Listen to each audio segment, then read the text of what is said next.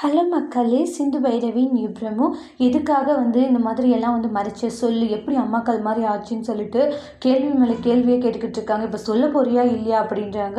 சொல்லுடி அப்படின்னு கத்தவும் பைரவி சொல்கிறாங்க, இந்த மாதிரி உன் கூட வாழ மாட்டேன்னு சொல்லிட்டு அன்றைக்கி நான் சண்டை போட்டுட்டு போனேன் இல்லையா, அன்றைக்கி நான் அத்தைக்கிட்ட சொல்லிட்டு வரதுக்காக போனேன். அன்றைக்கி அத்தை போகாதமான்னு சொல்லிட்டு என்னை தடுத்தாங்க. ஆனால் அன்றைக்கி நான் அவங்கள தள்ளி விட்டுட்டேன்றாங்க. தள்ளி விட்டதுனால அன்றைக்கி அத்தை கிணத்துல விழுந்துட்டாங்க. அப்புறம் நான் உங்களை காப்பாற்ற வேண்டியதாக போய் ஹாஸ்பிட்டல் அட்மிட் பண்ணேன். அதுக்கப்புறம் தான் இந்த மாதிரி ஒரு 6 மந்த்ஸ் தான் உயிரோடு இருப்பாங்கன்ற மாதிரி டாக்டர் சொன்னாங்கன்ட்டு எல்லா விஷயத்தையும் சொல்கிறாங்க.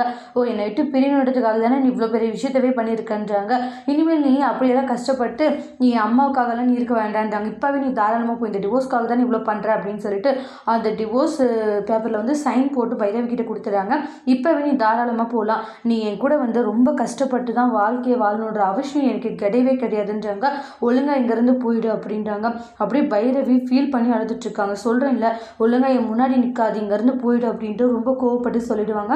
பைரவி அந்த டிவோர்ஸ் பேப்பரை பார்த்து ரொம்பவே வருத்தப்பட்டு அழுதுட்டு இருக்காங்க.